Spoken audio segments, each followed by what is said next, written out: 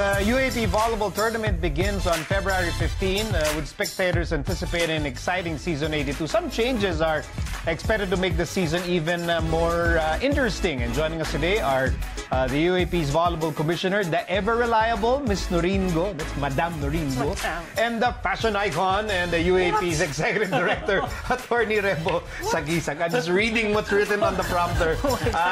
Hello and welcome to The Score. Hi, Miko. Love the introduction. Wait, by the way. I was taken aback. No, you know why he was taken aback?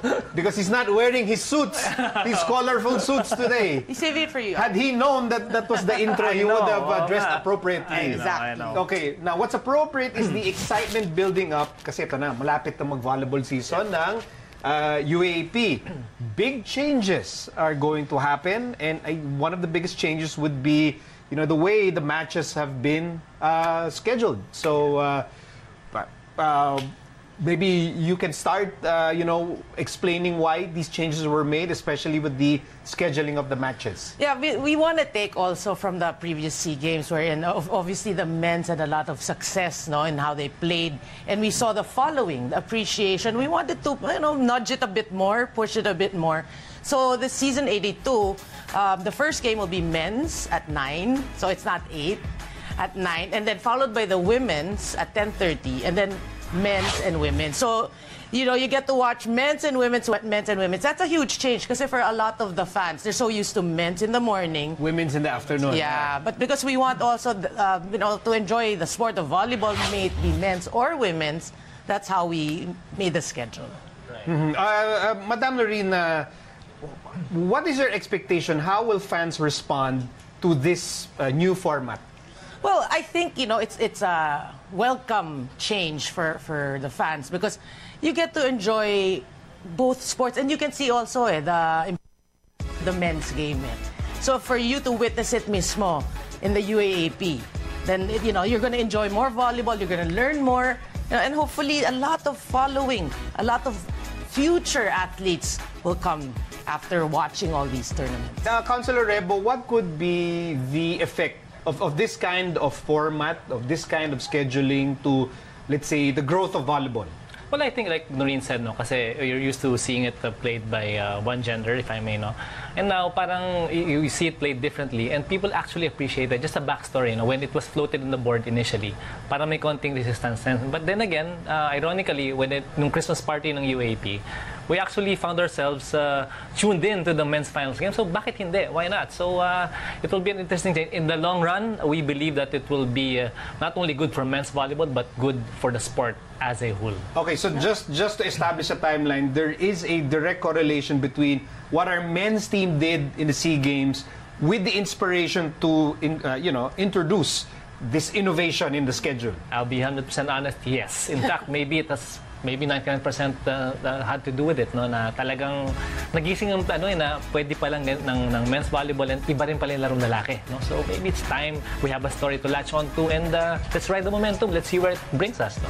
Yeah, doesn't this mean that there will be like even more like athletes and more players that can inspire fans, you know, and it doesn't matter if you're a female player or a male player, but say you're a volleyball player. That's right. And you're given, you know, this kind of additional exposure because nga nilipat yung men's game sa hapon, some of it.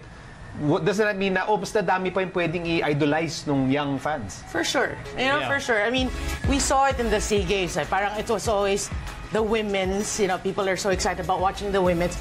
And then the men just showed a different, you know, a class of their own. So by opening the gateway for all these future athletes, you know, so they can watch the men's and women's as well, no? I think it will also promote the sport, you know, to go back to the future athletes. They will idolize, they will want to play someday. Yeah. And, you know, it opens the ground for our national team in the future. Yeah. Just if I may add, kasi parang what I learned also with this generation, parang they need to have an audience. So the fact na mati-TV kami, I mean, of course, we want it na dapat love for the sport, but sometimes part of it, yung having an audience. Like, you have all these social media platforms, pero kung mati-TV ka pa, ibang usapan pa yan. So it's more motivation, again, regardless of gender now, na there's exposure for the sport. Yeah, but of course, the men's games have always been televised, pero yung ililipat mo ng hapon. Yes. And then it's like yung audience for the women's last game. Yeah. Some of them will be early and will be exposed Correct. to the men's game, and this kind of innovation can lead to like bigger things. Venue is also something that's medyo may innovation din dito in a sense. What would that be, Madam?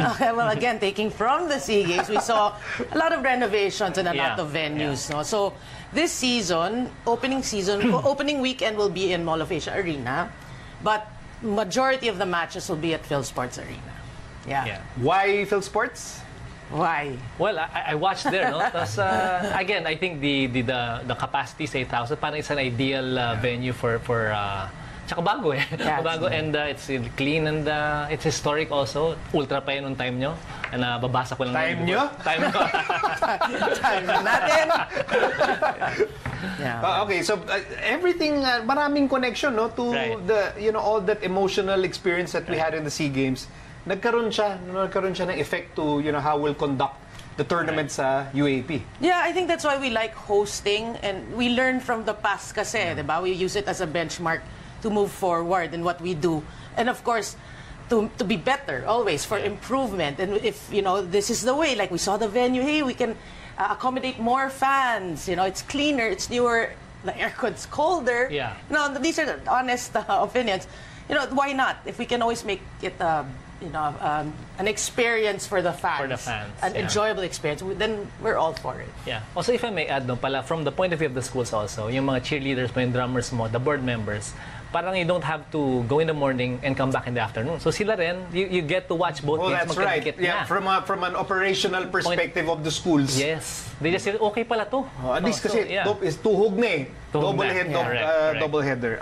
Regarding the tickets, it's one ticket per game day. Yeah. Per game day. So one ticket na, ano na yun? One to sawa na. You can start watching in the morning, and then you can stay all the way till the last game, the match of the day. One ticket, 4 games. Yeah. One ticket, 4 games. I think the rationale behind that is really, you understand the fans, the perspective of the fans, and what they like to enjoy. So they want to enjoy great volleyball without, having to worry about how am I going to get tickets for the next game? I'm already here. Yeah. It's more, it's to add also the value for money aspect. Yeah. You get 1 ticket, you get 4 games. So again, it's also for a lot for the fans as well. Yeah. So it's for the fans, and it's for the growth of the sport in the Philippines. We cannot wait for the start of UAAP Season 82 Volleyball. So thank you to our UAAP Volleyball Commissioner, Madam Noringo, and our UAAP Executive Director, Councilor Rebo Sagisag. Thank you very much. Thank you, Mika. Thank you so much. After the break, we'll get